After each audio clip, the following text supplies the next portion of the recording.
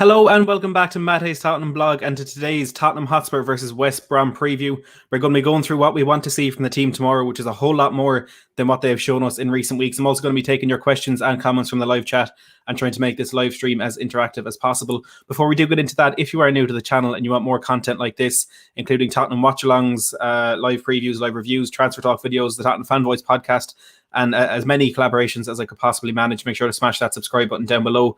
Hit the like button if you do think you'll enjoy this stream. And as well, if you do want exclusive access to extra content and call-in shows, make sure to hit that join button down below and everything will be explained for you there.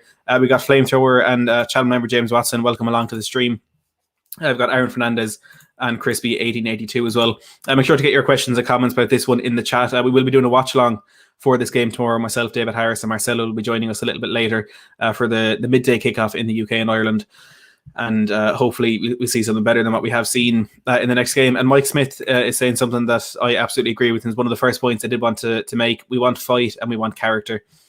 It's something we haven't seen from the Spurs side in the last week or so. And there haven't been many occasions throughout, especially my time of really supporting Spurs, we say since maybe the beginning of the Pochettino era, when we have questioned the fight and the passion and the desire of this Spurs team. But it's certainly something that is coming into question at the moment and something that we do want to see turning around very quickly.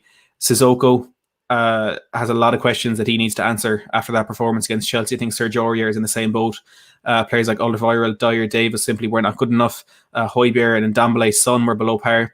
And it is a case now of everybody in that team needing to step it up and improve themselves a bit more. We got Inat Nursh, Jay Etelston, Paul saying a new subscriber. Thanks so much for that, Paul. In here as well, welcome all to the stream. And I'm not going to sit here and predict a Spurs win, because as much as I would like to do that, and as much as I feel this is a game that if we don't win, many questions that have been asked by a lot of fans will start to be asked by every single fan. But I can't confidently sit here and say I think we're going to win this game. And considering we're playing against West Bromwich Albion, a Sam Allardyce side, and that I can't confidently say that is a massive worry for me. And I said before the Chelsea game, I predicted we would lose that one. And throughout my whole time on YouTube, in every single game we've played, that is the first time I predicted a defeat for Spurs. Of course, I turned out to be right. I absolutely wish I wasn't. I wish they'd gone out and proven me wrong. But we need to be honest about this. We're not good enough right now. The players aren't good enough. The manager, the way he's performing right now, is not good enough. I am still Jose in. I will reiterate that every time we speak about this. But things aren't good enough, and things really, really do need to change. Etelston says, you're right, nothing less than a complete change of attitude will do from the players. And that's exactly it. There's a way to lose.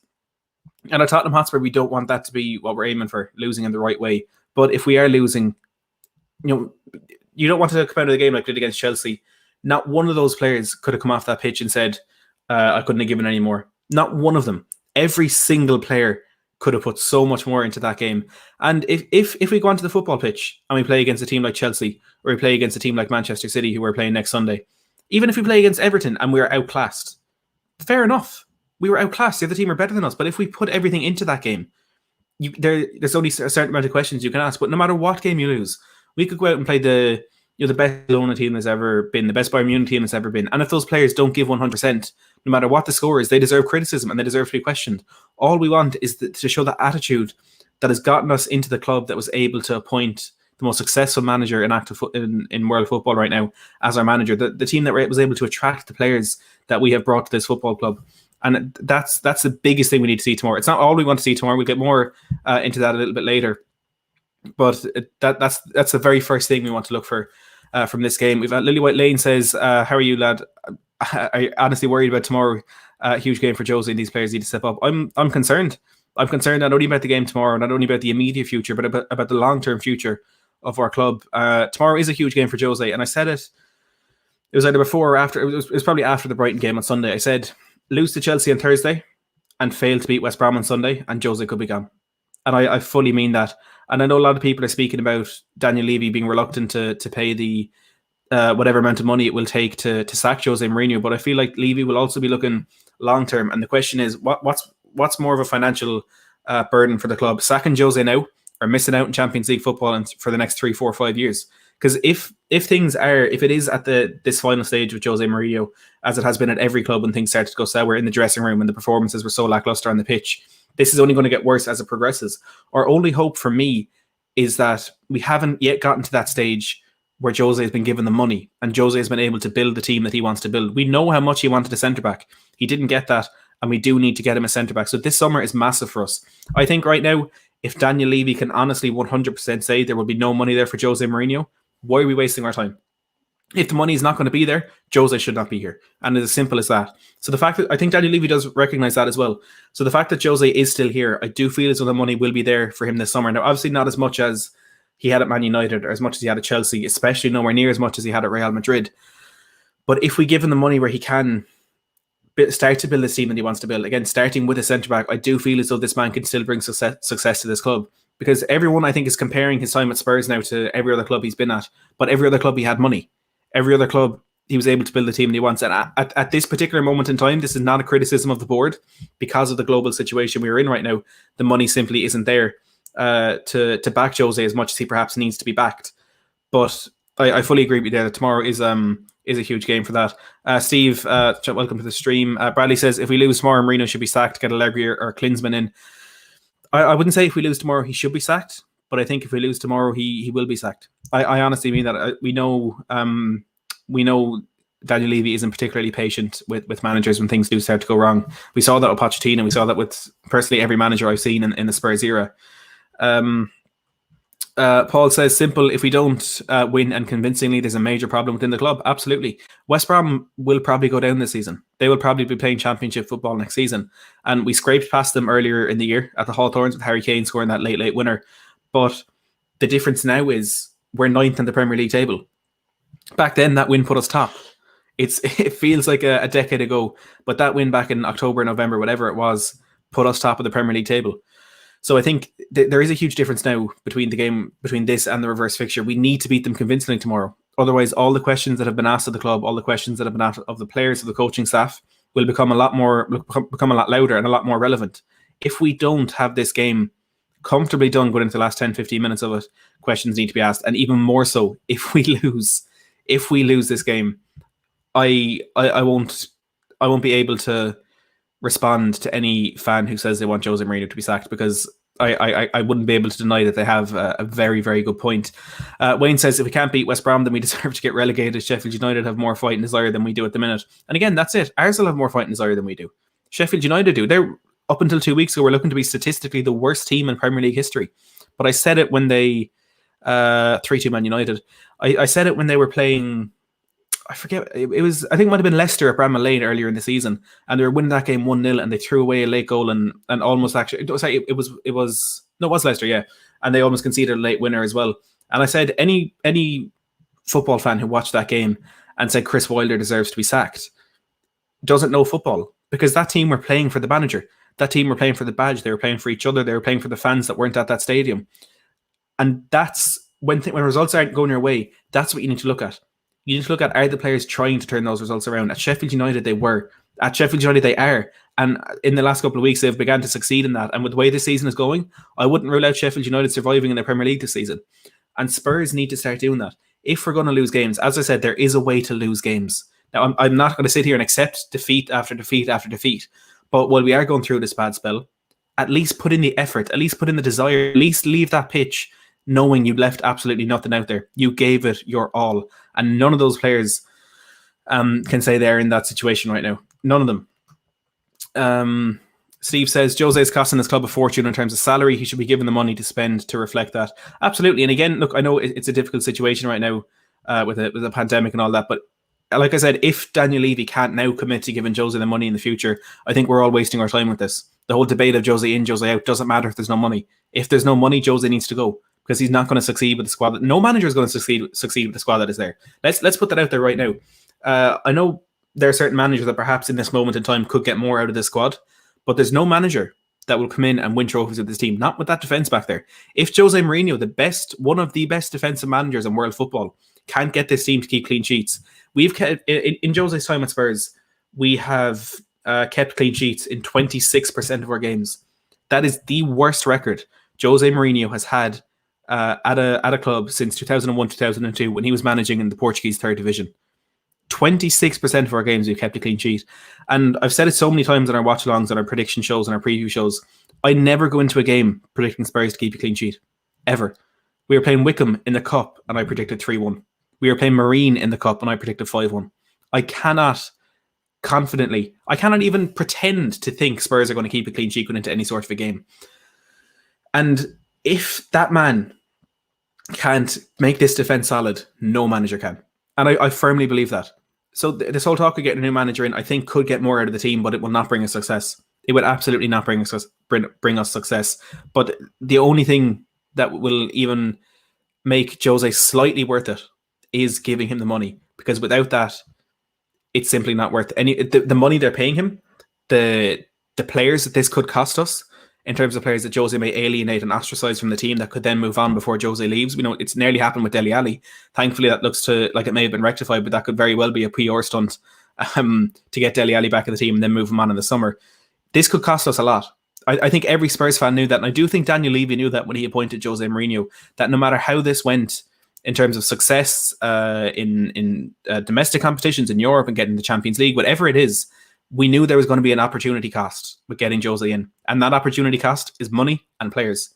And players like Dele Alli, who have been, especially back in the good times under Pochettino, Dele Alli has been the heart and soul of this team. For me, he epitomised what Tottenham were about. That bit of flair, that bit of fight, that bit of passion, and that perfect combination of everything that made Dele Alli the successful player that he was, especially around maybe 2015 to 2018.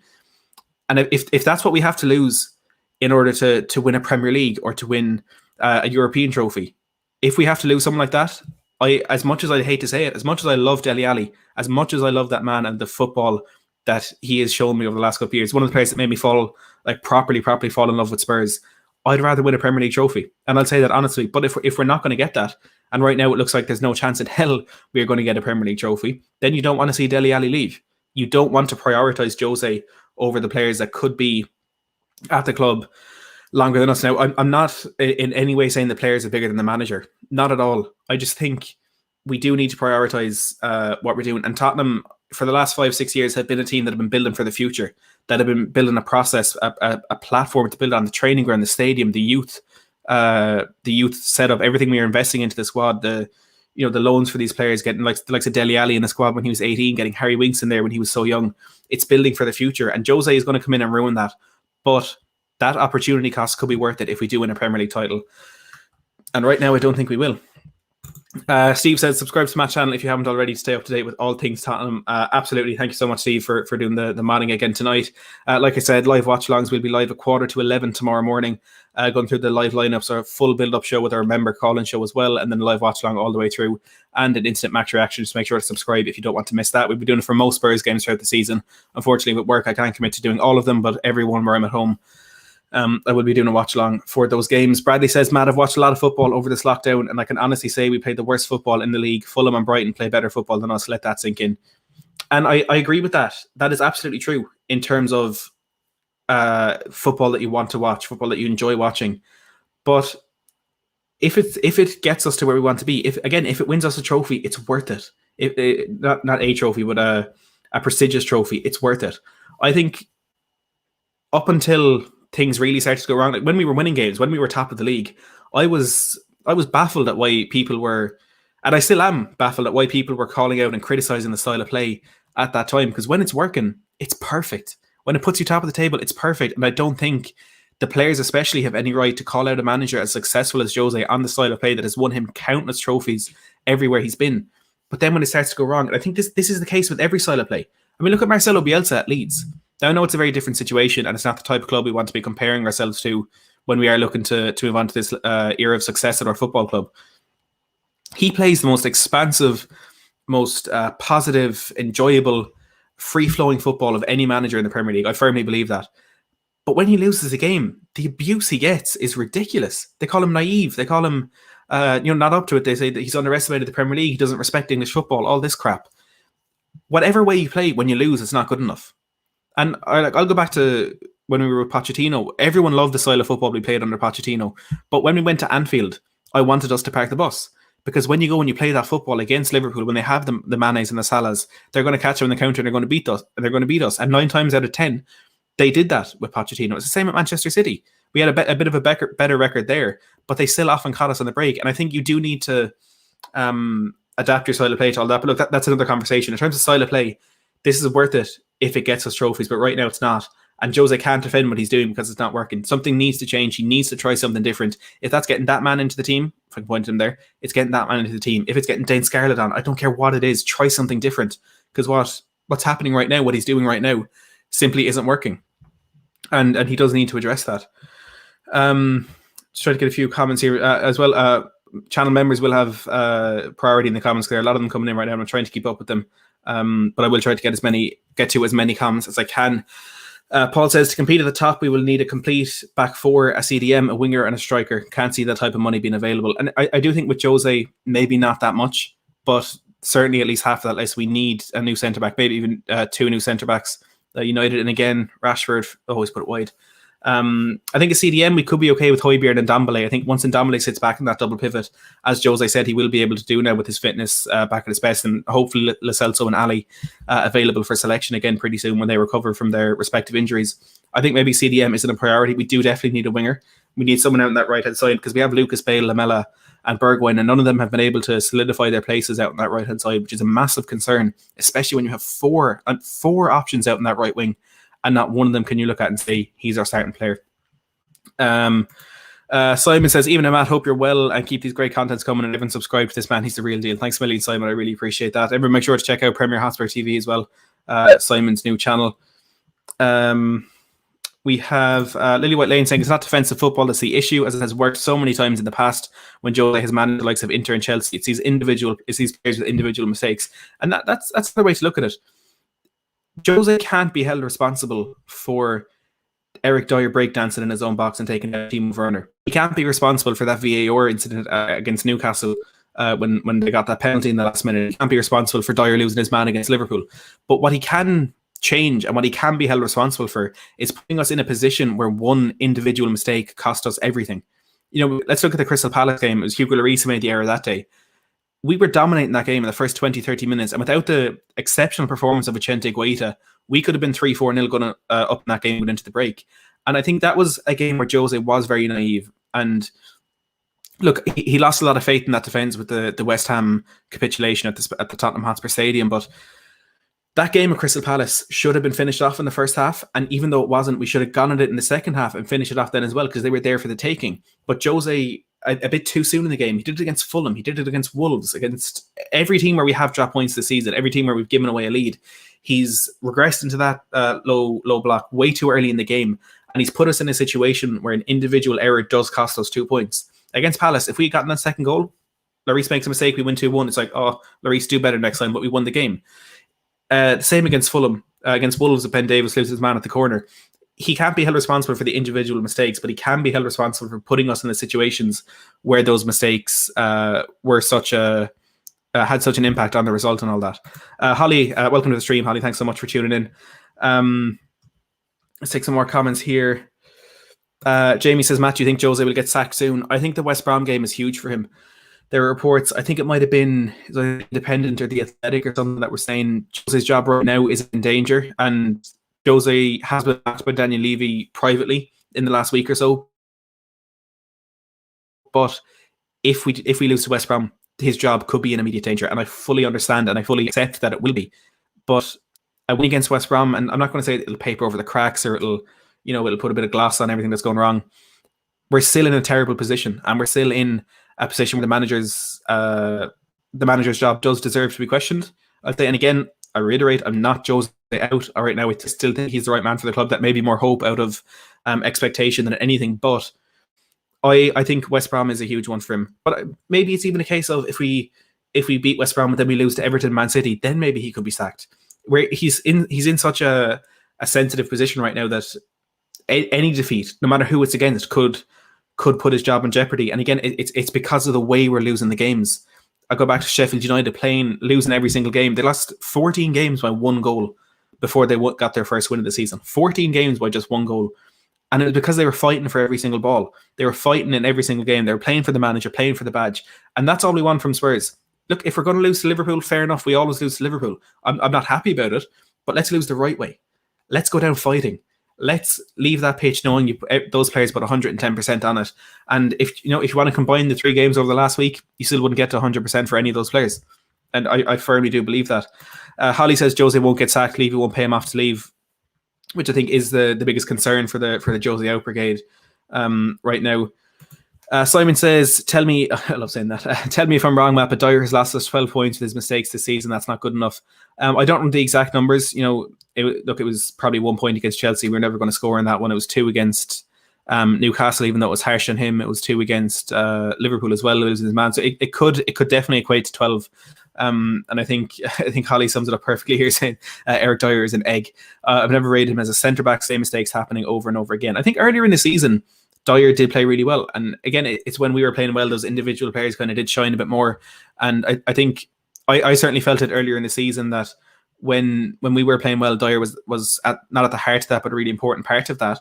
And I really understood why Jose wanted to bring him in when he was at Manchester United.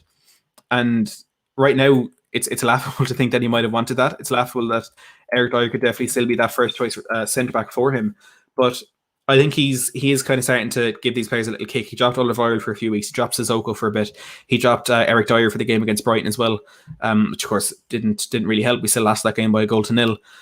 And I just don't think we're in a position where we can play a better centre-back. Joe Rodon has probably been our most, I wouldn't say our best, but our most promising centre-back this season. But when you're a player like him coming up from the Championship, which is of course a fantastic level of football, but he's never played at this level of football.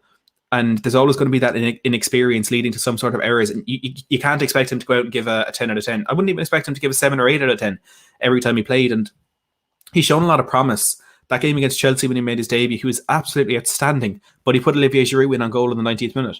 The game against Liverpool, he's probably our best defender. But he gave the ball to Mane to score the goal, which ended that game. So with his inexperience and with his, I don't want to say naivety, but it's almost naivety. He is going to make those mistakes, which is no criticism on him. It's just the situation that he's in, and the situation he's been put in by the fact that we just don't have a solid back line to choose ahead of him.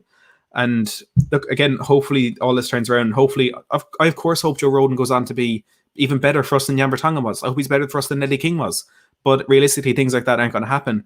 And I think if you're looking at the defense we have right now, I don't want to start Sanchez. I don't really want to start Joe Rodon, as in put him right in the deep end, starting every single Premier League game. I think a few appearances here and there could be what's best for him now. I do want to start Toby, but I think he was the worst player on the pitch, or the worst defender on the pitch for us against Chelsea. I think he was dragged out of position a lot, which forced Dyer and Davis to come a lot more narrow, which kind of, I wouldn't say led to the scapegoating of them, but it looked like they were responsible because they were the ones, when the ball was played out to the right, it was Davis who was out of position. Even though I do think that was caused by some sort of a domino effect by Toby Alderweireld moving on as well. James says, my only criticism for Jose is his tactics in the final third. Puts a lot of pressure on the few chances we get, and clearly too much pressure on our defence. There was a report in the last week or so. Again, I forget the source. I should really start writing these down. And the Spurs attackers are confused, and they don't know what to do on the pitch when Harry Kane isn't there. And that is because the attacking training at the club at the moment is give the ball to Kane, run, and get on the end of his pass. It's the most basic, simple attacking training that you could possibly imagine. Now the Kane is gone, and you can see it on the pitch. I always question these reports, no matter who it comes from. I look at its, of course, I look at the credibility of the source, but I also look at the chances that it's realistic, and if we can actually see that affecting the way we're playing on the pitch or affecting how players in the press, whatever the report may be. And it makes complete and utter sense. Not only the fact that the way we played before Kane was injured, but now at the fact that every single one of these players just looks lost when we're on the attack.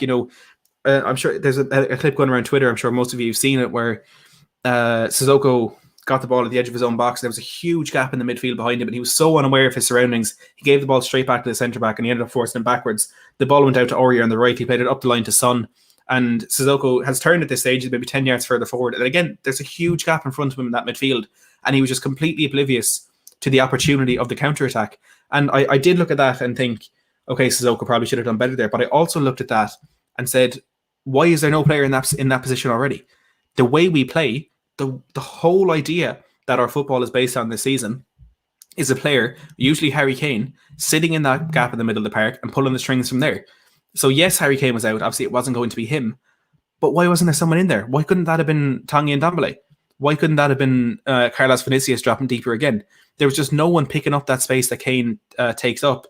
And if we are going to be so reliant on Harry Kane when he is fit and playing that type of football, we unequivocally need someone who can fill that gap and who can be that player when Harry Kane is out.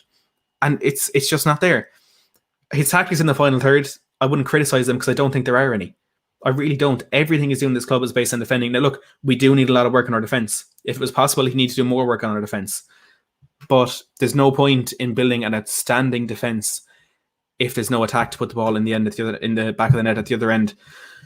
And look, that's just the truth of it. Wayne says Toby and Tanganga centre backs. I put Tanganga in a similar bracket to Joe Rodon. Very good player with a lot of promise, but perhaps his inexperience and naivety could be a factor that is keeping him out of the team. Now, again, I'd love to see Tanganga in there. I think there are two things in terms of starting players that we haven't seen this season. It's Dele Alli in the middle of the park and it's Jaffa Tanganga at the back. And like I said, I do love Dele Alli. He's one of my favourite footballers. I want him to succeed at Spurs. But me wanting him in the team, as much as it is an appreciation of him, it's also a need for Spurs to try something different. No matter what it is, that could be Tanganga at the back. It could be Ali in the middle. It could be Dane Scarlett up front. I really, really don't know what it is. But something needs to change. Bradley says, Matt, I know you're not Mourinho out, but if you had to pick a manager to replace him, who would it be? Right now, I don't think there's anyone out there that we could pick to replace him. A lot of people are calling for Julian Nagelsmann from RB Leipzig, and I would love him. When we sacked Pochettino, he was my first choice for manager. I think Eric Ten Hag at Ajax as well. There's definitely a few others out there, but off the top of my head right now, I can't think. But would Nagelsmann come to Spurs? I honestly cannot see Nagelsmann turning around to Leipzig and saying, I'm going off to Spurs. They're not even in the Premier League. Their players don't play for them. They've no defence. I want to go and win trophies with them. If I were him, I would not walk away from Leipzig. He's been working for so long, building such a particular style of football, such a particular, not ethics, but a philosophy at that club. Everything he has built from scratch, and I can't see him walking away from that without getting the success that his work deserves and merits to come to Spurs and start the same project again in a team that are absolutely going in the complete opposite direction. So ideally, in an ideal world, Julian Nagelsmann. But aside from that, there's a reason nobody has picked up Massimiliano Allegri. I don't know what it is, but there has to be a reason there, and that would make me a bit skeptical if we did take him in. I can't think of a manager, and that's another reason why I don't want Mourinho to be sacked, because I can't see who would replace him. Look, everyone, there's nearly 100 of you watching right now. If Jose Mourinho was sacked right this second, I want you to pick two managers. First, your ideal manager in world football to replace him, but then I want a realistic option as well. So my ideal would be Nagelsmann. Realistic, probably have to go with Allegri just because there doesn't seem to be anyone out there. I wouldn't want to see it happen. But yeah, everyone, an ideal option of manager and a realistic one as well. Elliot says, could you argue that Jose's management style causes tension with the players that lead to the mistakes? That's a good point. I'm not sure if it would lead to tension that causes mistakes, but I think it just puts an over reliance on those players who are not reliable. in the most simple way to put it. There is tension in there as well. There is, of course, there's a lot of talk about Jose, and of course, his man management. We know it's not the best. We know he has fallen out with players of the club. Thankfully, he's turned it around with Ndombele. Maybe he's turned it around with Dele Alli now as well. But there's even talk of the players that get on with Jose Mourinho on a personal level, absolutely fantastically, now beginning to question what he is doing. And I think there would also be a stage where, when you start to question the football, maybe you just don't care as much. And that, I'm not saying it's the way it should be. I'm not saying, well, look, the players are sad. Let's have them. They still should be fighting 100% for the badge. But it happens, and it's not just happening at Spurs. It happens at every club when players stop trusting the manager. But that is a discussion definitely that I'll bring up on the live watch along tomorrow. Could it be that style that causes tension? I definitely think it's a possibility, but I probably wouldn't. I probably wouldn't fully agree with that. Simon says, Matt, just look at the Chelsea bench to our bench on Thursday. It just says it all. Big investment needed. Absolutely. There was no one on our bench who could have come on and changed that game. Celery Agent, good to see you too. Thank you so much for tuning in. And we've got Kai, Jack Legras, Mr. K, Mike Smith here as well. Rob from the Last Minute Winner podcast. Thanks for joining, Rob. Let's see any more members' comments here. Wayne says, what positions does Scarlett fill? Maybe stick him on the right. It'll be different and West Brom won't be expecting it. I think sticking Scarlett in centre forward tomorrow could be not a good option, but maybe an option that we need to give the likes of Vinicius, the likes of Son, a little kick going into the coming weeks. You know, you're placing this team when Kane is injured. It's not yours. It's not, you're not invincible in this side. There are players who can come and fill that void better than you, and their players will be given the chance to do it if you don't do it right. In hindsight, I said in the game after Thursday, I want Dane Scarlett to start. Maybe that's not the best option, but have him on the bench, bring him on for 15, 20 minutes. Give him the opportunity, first of all, to prove himself. You know, last time I checked, he had 13 goals in 10 league games for the under-18s, and he just scored 5 in the FA Cup against Newport. So that man can put the ball in the back of the net. There's no debating that. Paul says, Ajax manager, ideally realistic Eddie Howe. Let's go through a few of these options. Minna says Lampard. I'm not sure I'd agree with that one. Paul says Brendan Rodgers or Nagelsmann for me. Again, with Rodgers, I don't think he would leave. I don't think he would leave Leicester for where we are. They're ahead of us on the table. They have a better squad than us. As painful as that may be to accept, I do feel that is true. Executioner says, hey Matt, I feel if Jose was sacked, the club would already have a replacement. It's what they did with Mauricio Pochettino, to be fair. Pochettino, we drew 1-1 with Watford at the Tottenham Hotspur Stadium.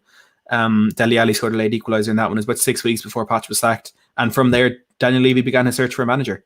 And when we sacked Pochettino, it was 12 hours later Jose was in place. And I do think to some extent that is disrespectful to the outgoing manager, but it's at the end of the day, it's a business, and we can't afford to have any sort of sentimentality when we do need to replace someone. And thankfully we did get Jose in as quickly as possible, because there was an immediate bounce after that, but you know, it's not been as good since.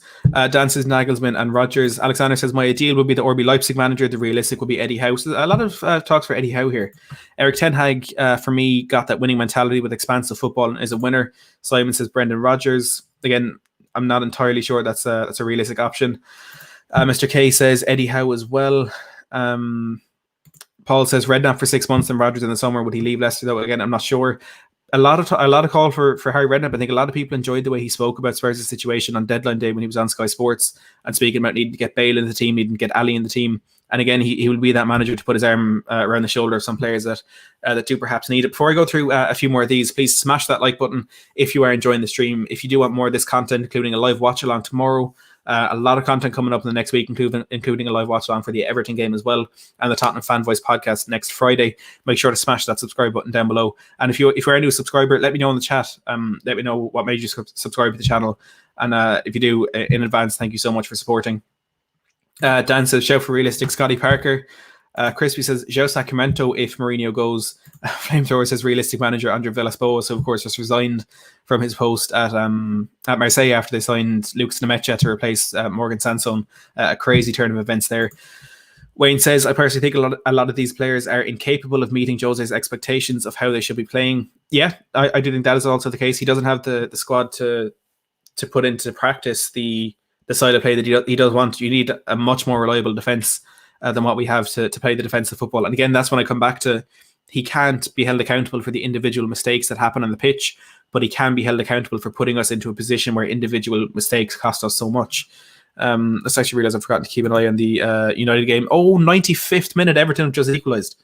Oh, talk about timing. I just turned that on to see Calvert-Lewin wheeling away in celebration.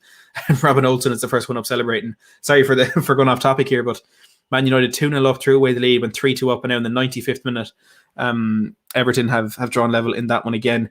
Bradley says, would you take Nuno, the Wolves manager, as a realistic choice? And look, that's a good shout. I think that's a great shout, Bradley. Oh, Lindelof keeping everyone on side. Oh, it's a good goal. As in, it'll stand rather than quality. Nuno has had a tough season at Wolves this year, and I think it is down a lot to injuries and a lot of things kind of forcing an inconsistency among his starting 11. But I would take him at Spurs if Jose left. I wouldn't get rid of Jose to get Nuno, but if Jose was gone, I would take Nuno because he does play good football. You know, he's had to switch to a fourth back this season. He's had the likes of Leander Dendoncker and Roman Saiss kind of dropping into the back and moving into midfield. Connor Cody, I think, is much better in a 3. And I think maybe the personnel at our club as well could be better off in a 3 at the back. So if he goes, it is an option. Kai says Rafa Benitez, of course, recently quit his job in China. Question everything is questioning everything and saying not idea how. I've just lost a comment there, but as Ready Star Steve says, don't forget to like the stream to show your support for Matt. It's completely free to hit that like button, and it does help me out a lot. It pushes the video out to more and more people. It lets YouTube know that people like it. So please do smash that like button if you are enjoying it. Rob says, now hear me out. I never like when you start a sentence with that, Rob. Eddie Howe to build a philosophy akin to what Brendan Rodgers did at Liverpool, and then if he gets as far as he can, you're already in a better position. Look, it's a shout. There's no denying what he did at Bournemouth. They were, I think, 11 points adrift in League Two at one stage under his tutelage, and he got into the Premier League in 4 or 5 years. So he does know what it takes to build a project, but he hasn't been proven at this level. He's been proven at literally every other level in the English professional football tree, but at this level he hasn't, and I don't know if he's the option. If we're going from Pochettino, who got us to such heights, Jose Mourinho, who's been to even higher heights than he's bringing us to, then I think it would be a bit of a regression to go back to Eddie Howe. And I do understand what you're saying in terms of building that philosophy and building that style, and kind of, I suppose, a similar thing to what Pochettino did, but I don't think Eddie Howe will be able to do it to that level that we need, or that level that we have had it in recent years. And that would be the main thing kind of turning me off bringing Eddie Howe in, possibly. Paul says we could end up with Tim Sherwood again. I think if Daniel Levy has seen any of Sherwood's punditry on TV over the last couple of years, I would highly doubt that would happen. And Mr. K says, I came to your channel because you say it as it is. Your panel show passion, intelligence, and real facts. Thank you very much, Mr. K. I hugely appreciate it. And if you do want any of that, if you do agree with Mr. K, please, again, make sure to smash that subscribe button down below.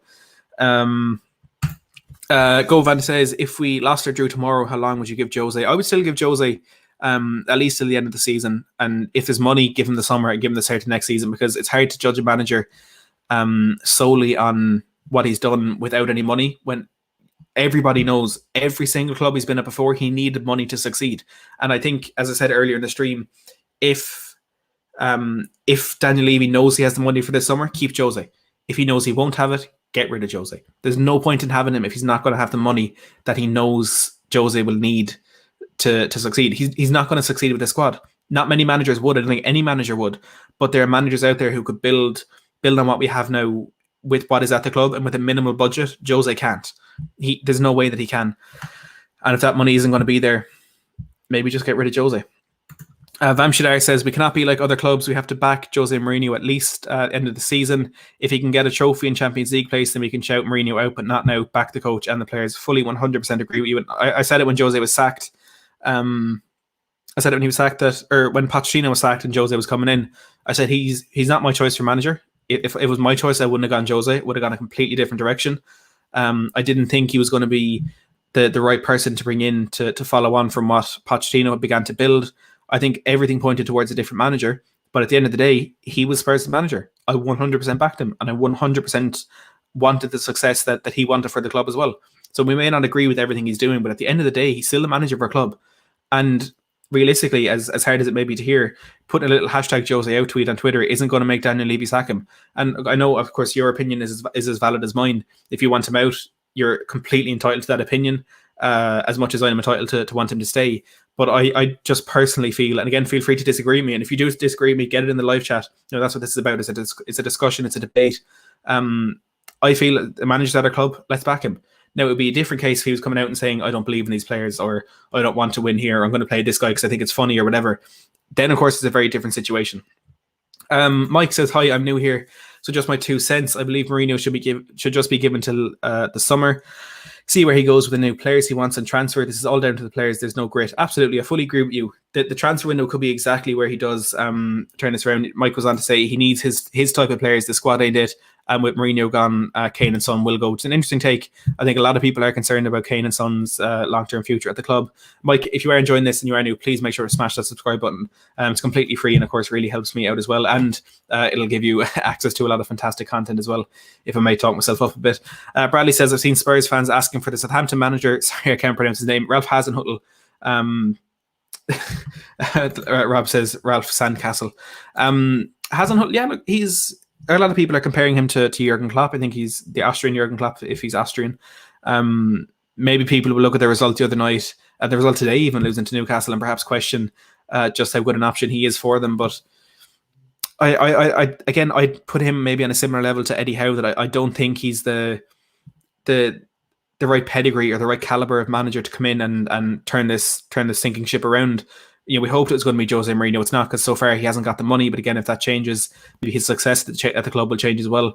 Hasenhüttl, in terms of the football he plays, it is of course a lot more attractive than what we play. Southampton have been really, really good earlier in the season. A bit of a regression in recent months. They've only beaten, I think, Liverpool since the turn of the year. So questions will be asked of Hasenhüttl there, but I'd probably take him over the likes of maybe Eddie Howe. I'd take him over who's the manager we're talking about, Massimiliano Allegri probably as well. Simon says, Matt, are you worried about Son's new contract talks? I am a little bit worried about that, and I was a lot more worried earlier in the year. But when I had Fabrizio Romano on here at the beginning of January, he was saying everything was fine. Now, I know that's a month ago. A lot has changed since then, but he said it's all just down to the not the technicalities, but the formal things that everyone has to go through with every contract. Now, I'm not entirely sure I still believe that, because look, we've seen contracts signed a whole lot faster than what this one is. I wouldn't question Son's loyalty to the club, but I may question his what he wants to do with his career. He's going to want to win trophies, and I said this about Harry Kane recently as well. I put him and Son in the same bracket. I put Lloris up there as well. And for now, maybe just those three players. If they do leave Spurs to go on to a club where they think they can win trophies, I will hold nothing against them, and I will wish them all the success in whatever club they go to, as long as it's outside of England. I think Kane, Son and Lloris don't owe us anything. They've given a lot to this club. Kane and Lloris especially stuck with us through horrible times. Lloris came here from Lyon, and we were abysmal for the first 2 years he was here. He's gone on to become a World Cup winning captain.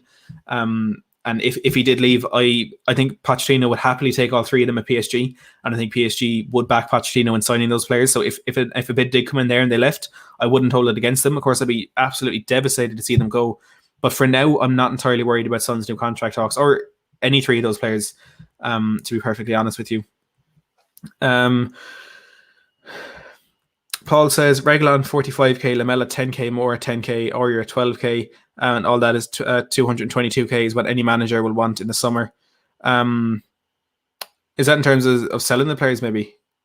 I'm not really sure what you mean there, Paul. Simon says, Son's form worries me lately. That's all. Absolutely, it worries me as well. And I had a bit of a debate with someone on Twitter about this maybe last week, the week before, and I said, with Harry Kane out injured and Son off form, where are goals going to come from? And again, I fully respect this person's opinion to come back and say, well, is Son off form? And he is. He's off form now more than he was when I said that, but form is relative to each and every player. For Son, 1 goal in 3 games, I would argue, is to some extent off form. Whereas for Ndombele, 1 goal in 3 games is probably a bit better than his average this season. So when Son is going from scoring 10, 11, 12 goals in the first 10, 11, 12 games of the season, the numbers he's producing now is bad form for him. For the majority of players, it's good form, but because of how well he's done earlier in the season, it is off form. And yeah, no, I am definitely worried about Son's form as well, but I think we all knew there was going to be some sort of regression to the mean in terms of how Kane and Son were overperforming their expected goals. And especially now with Kane out injured, that is affecting Son a whole lot more. And I mentioned it earlier, that clip from the game against Chelsea where there was that huge gap in the middle of the park and people were questioning Sissoko and his blindness to the counter-attack. I do think, of course, Sissoko probably should have been in that space because he was the one who could see everything in front of him. But also, whereas Vinicius dropping back, that is the area of the pitch where Kane is so prominent and is so effective for us. So it wasn't just Sissoko who probably should have done a bit better there. But it just seems like everything is going wrong at Spurs at the moment. And look, as Paul says, the whole team's form worries me. I absolutely agree with you on that one. Celery Agent says, isn't Jose's right-hand man an up-and-coming strategic mastermind, tactical genius in attacking football? What happened? Why do we have him? And why is he with Jose, Captain Defendy Pants? I have said this in the past a bit as well. I know Jose came here to this club without wanting to play the out-and-out defensive football that we are playing. Look at United game earlier in the season. Look at Southampton. Look at a few of the Europa League games, even though they are Europa League games. Look at the games against Maccabi Haifa when we beat them 7-2. We were playing really, really good attacking football. But it was that game against West Ham, which as well we played really good attacking football. But when we threw away that 3-goal lead with 8 minutes left, the first team to ever do so in Premier League history, I think Jose realised he can't trust his defence. And I think maybe he has gone a bit overboard in correcting and maybe overcompensating in how defensive he has gone, which is of course bad. But I really don't think this is the football he wants to play. If he had gotten a centre-back in the summer, if he got a centre-back, maybe 2 centre-backs with pace, we would not be playing this football. We would be playing attacking football. And I love this. I love this. Cryptic, I assume, is a Chelsea fan coming in here saying London is blue and they're sat 2 points behind West Ham. So I do think Jose does want to play more attacking football, and that is evident from what he said when he was appointed, what he said when he was on Sky Sports before he was appointed. The backroom staff that he brought with him, like we said, Joe Sacramento from Lille, with Ricardo Formazino, the tactical analyst as well. There's a lot of people there that are known for their attacking football. Now, I think we need a director of football. I think if we brought Luis Campos in, everything would change in terms of what's happening on the pitch and recruitment as well. But yeah, I'm not entirely sure that this is the football Jose did want to play. Celery Agent says, cheers, Mandy. Great answer, mate. Thanks for tuning in as always, Celery Agent Tuesday. Appreciate your support on the channel. And look, if you also want to support the channel, we've got 150 people here right now. Live watch-alongs, live previews, as interactive as they get. I'm going to try and implement this into my channel a lot more again in the coming weeks. The Tottenham Fan Voice podcast, opposition previews, we've got collabs, anything you could want from a Spurs channel. Make sure to go down and smash that subscribe button down below. We're looking to get to 5.5k. We're looking to get to 5.5k maybe by the end of this stream. We started with 5488. We've got up to 54. We started with 85. We're up to 88 now, so we're 12 subscribers away from 5.5k. So please smash that subscribe button if you do want to help us get there. Rohan says, I'm fully Jose in, but the main thing I'm worried about is the lack of attacking patterns of play. So many times this season we punted along without any clue how to play through midfield. Fully agree with you on that one there as well. Funko says, what part of Ireland are you from? I'm from Limerick in the southwest. He says, cryptic trying to troll and getting shot down. Look, it's just the way it is. I've seen it in Twitter so much in the last couple of days. Oh, London's blue and they're in 6th place, 2 points behind West Ham. It's ridiculous. You did wallop West Ham, but you're still 2 points behind him in the table. You can't come in here and say London is blue when you're literally second in the table for London teams. You know, that's the first London derby we lost this season. If you want to go into record of London derbies, I think you might need to pipe down a bit.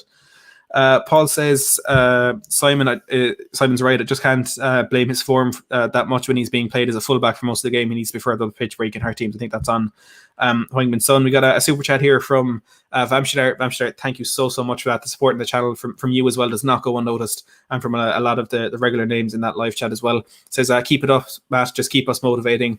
Jose Mourinho in till the end of the season. Fully agree with you on that one. Rob says, smash that subscribe button if you haven't already. Definitely worth it. And I'm not even a Spurs fan. He's not. The poor lad's a Liverpool fan. DJ Samuel says, praying we get 3 points tomorrow. Will Stewart says, why not go in for Rodrigo or Varane in the summer and cut the dead weight on the right? Cryptic says, win a trophy, then say that, pal. Mate, we're in a cup final this season. You're not. Mr. K says, when Spurs got going, they were winning with confidence and also pragmatically. That was Jose. When the players keep making individual mistakes, that's the players. It's really not hard to see. A good point there from Mr. K, as always, as well. We're going to wrap it up there. Crazy numbers on the stream. I usually plan these streams that I schedule them a few hours ahead, maybe sometimes even a few days ahead. But massive numbers of this for such a...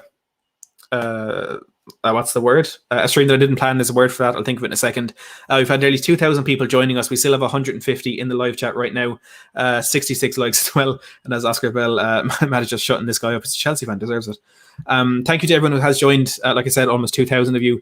For those few of you who have hit that subscribe button, thank you very much. And to the 70 now, we've hit that like button.